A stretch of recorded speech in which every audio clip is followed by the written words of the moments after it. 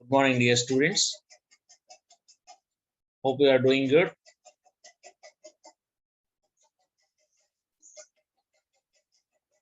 Wherever you are, stay safe.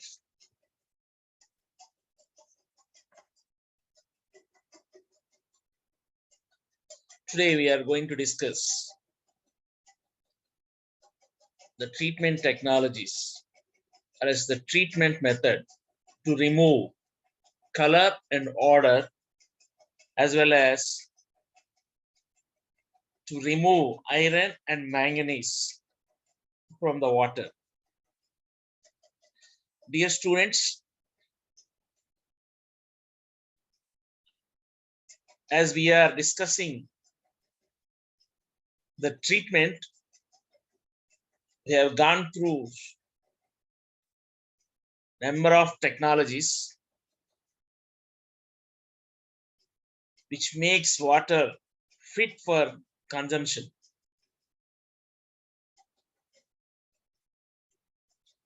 As the water is never in pure condition, always it is associates with the number of minerals and number of chemicals. Of course, the chemicals, those minerals are mandatory.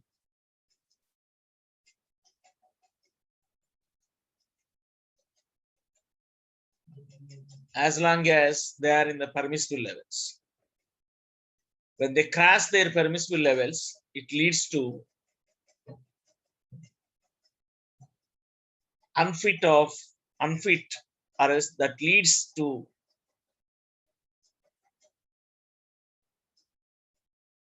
wastewater category. That means whenever the concentration of those chemicals are exceeded, that particular water is not fit for consumption. If such is the situation, we are here to control and to bring them back to the permissible levels in the name of treatment by applying various technologies. So far, we have seen different categories and of course different stages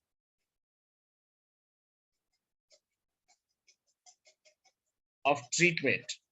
And here we are discussing to remove various undesired or else various minerals, various chemicals which are crossed their permissible levels.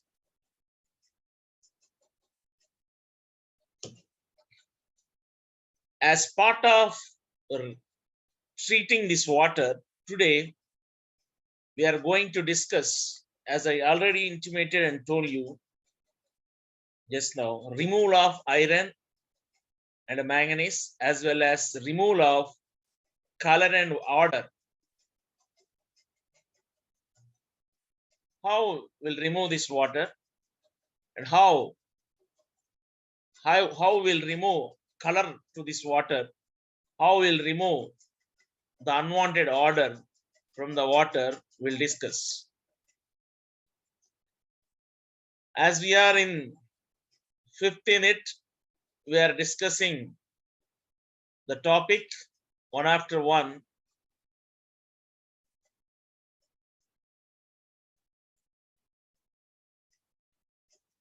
We are here, means removal of iron and manganese. First we'll see removal of iron and manganese, then we'll go to removal of color and odor. See here, the title is speaking to us oxidation with aeration. How we can remove this iron and manganese? Simply by the process oxidation. See, oxidation of what? Simply iron is easily oxidized, or else iron is almost very easy to oxidize by atmospheric oxygen. This aeration provides dissolved oxygen that is needed to convert the iron and manganese from soluble to stage 2 insoluble stage of iron and manganese. Here, this oxygen that the dissolved oxygen just converts this iron and manganese into insoluble oxidized ferric and manganic forms. Understand? Whenever this iron is exposed to oxygen, they converts that soluble iron, ferrous and manganese converts into the form of insoluble oxidized ferric and manganese forms. Normally, it requires 0.14 ppm of dissolved oxygen to oxidize 1 ppm of iron. Similarly, it requires 0.27 ppm of approximately of dissolved oxygen to oxidize 1 ppm of manganese. See how this process has to be carried out. Simply, the aeration requires careful control of water flow. The water flow should not be great and should not be too small. See, because whenever water, see, if enough, see, if the water flow is too great, that means if water flow is high, we may not provide enough oxygen or enough air to oxidize the iron and manganese in that particular water. What we are doing? Simply we are subjecting the water to encounter oxygen in the way it can encounter oxygen. Whenever the water which is having iron and manganese reacts with oxygen, they converts into, or else it converts those iron and manganese converts as insoluble oxidized ferric and manganic forms. How we can achieve? Simply, the water flow should not be great and the water flow should not be slow, because if the water flow is great or is high, we cannot produce the enough air to convert the existed iron and manganese into insoluble ferric oxide. I mean, we have seen oxidized ferric and manganic form. In the same way, the water flow should not be small, because if the water flow is small, immediately the water may be saturated with dissolved oxygen, which becomes corrosive to the distribution system. If the water flow is small, if it becomes saturates with oxygen, it leads to corrosion in the distribution system. Because of the corrosion, it may lead to damages to the pipelines. And one more thing we must focus is, during this aeration, slime growths may develop on the aeration equipment, and these growths are not controlled. They can produce taste and odor. The growth, unwanted growths of bacteria and sometimes the odor causing agents may produce. That is the reason we should take care of water flows whenever we are doing this oxidation aeration to remove iron and manganese. Next is oxidation with chlorine. In the previous case, we have seen that iron and manganese just subjecting with aeration or else producing the contaminated, the water which has iron and manganese, we are just making them into the contact of air so that they are converting into insoluble oxidized ferric and manganic forms. In this case, the chlorine is adding. Once we are added chlorine, the iron and manganese in the water, they just converts as ferric hydroxide and manganese dioxide. They just precipitates, or else they just converts ferric hydroxide and manganese dioxide. After conversion, the leftover precipitate material will be removed by filtration. The higher the amount of chlorine leads to more rapid reaction. Normally, treatment plants use 1:2 parts of chlorine, or 1 to 2 parts of chlorine to 1 part of iron for oxidation. These two are the best methods to remove iron and manganese from the water. In the first case, as the water is mixing with air, as the water is subjecting to encounter oxygen, they converts as insoluble oxidized ferric and manganic forms. And the specifications are as normally it requires 0.14 ppm of dissolved oxygen to oxidize 1 ppm of iron, whereas 0.27 ppm of dissolved oxygen to oxidize 1 ppm of manganese. In the second case, what it is, chlorine is introducing. By doing so, the iron and manganese in the water converts into ferric hydroxide and manganese dioxide, and the leftover precipitate will be removed by filtration.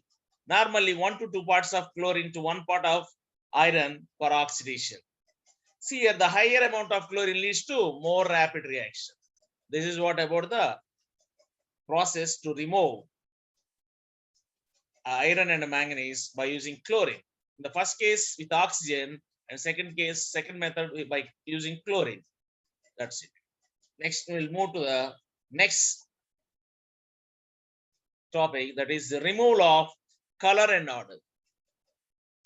First of all, we'll see why the color and order comes to water. Not because the color, order, even taste to the water is due to the presence of dissolved gases such as hydrogen sulfide, organic matter, microbial content, etc.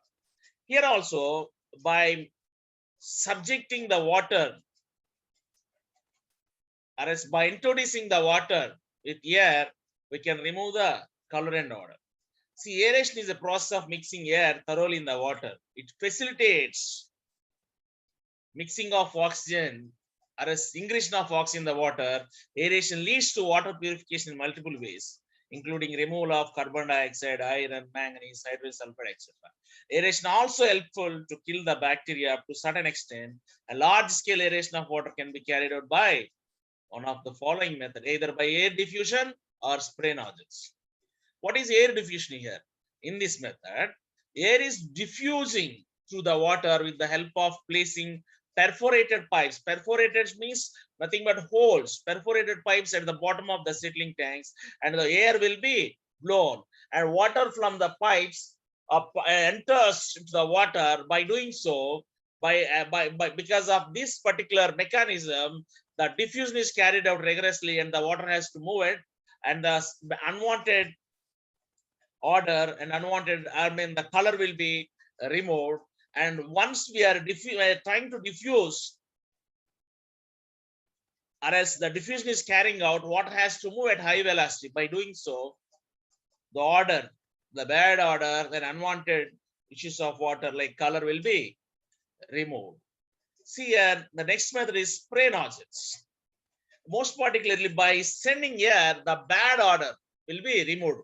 Why the order comes to water? Because of the presence of the gases, dissolved gases such as hydrogen sulfide, organic matter, microbial content, etc. As the air is diffusing through the water through the pipes which has the perforations, the order will be removed from the water. Now next is spray nozzles. Here spray nozzles, in these methods, water will be thrown. See here, water will be sprayed. See here, this method, nozzles are used to spray water to a height of 2 to 2.5 meters under a pressure of 0.7 to 1.5 kg by square centimeters. The spraying under pressure breaks down the water into millions of fine droplets, which increases the surface area and increases the rate of reaction, and it is one of the efficient method of aeration. Spray nozzles. See here, air diffusion is one of the method where the air will be introduced to the pipes which are having perforations from the bottom of the tanks. By doing so, odor and the causing agents of color, odor, taste causing agents like hydrogen sulfide, gases like hydrogen sulfide, organic matter, microbial content, etc. will be diluted, and they can be reduced with respect to their concentration. See, a removal of color and odor, aeration. How we can achieve this aeration? By using air diffusion or spray nozzles.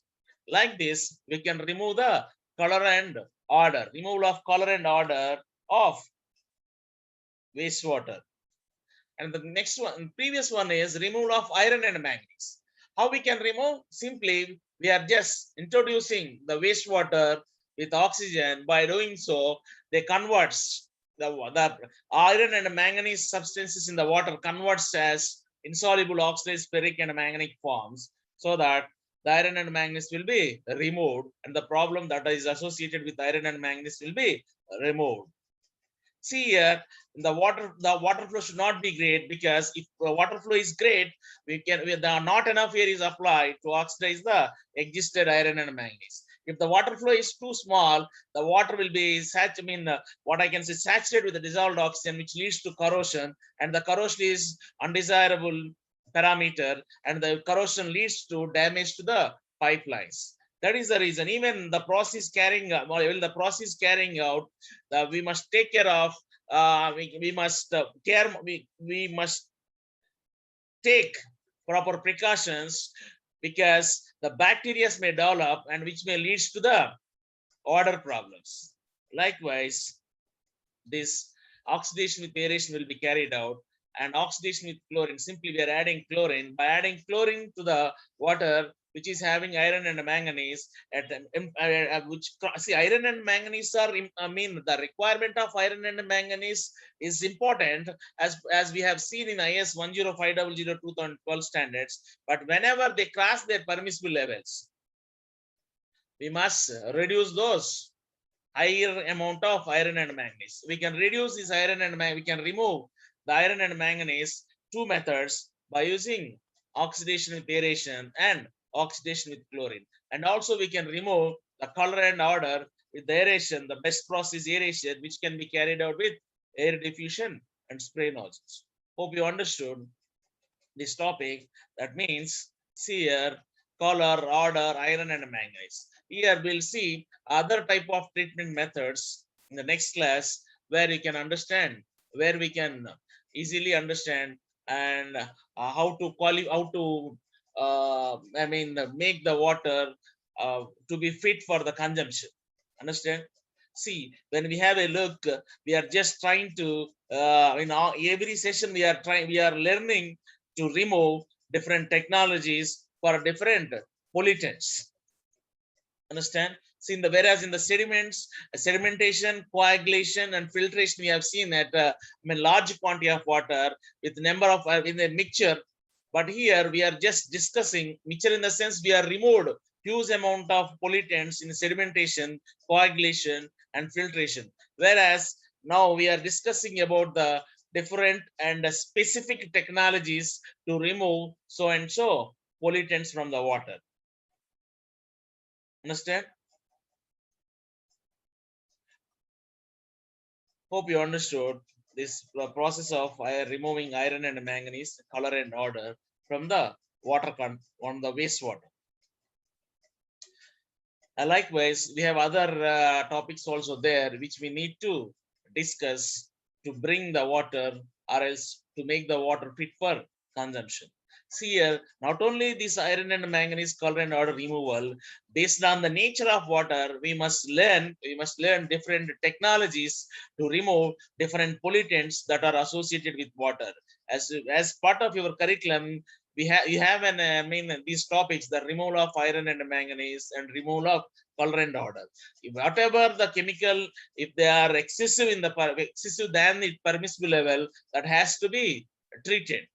But as part of curriculum, we are going to learn the mentioned topics, how to remove iron and manganese, as well as color and odor, and also the other topics, fluorine, how to remove this fluorine, and how to remove, and how to conduct, or else what is the procedure behind the ultrafiltration, what is the procedure behind ion exchange. We are just discussing as part of the curriculum. See, in the 5th unit, we have seen the techniques like sedimentation, coagulation, sedimentation with coagulation, filtration we have seen.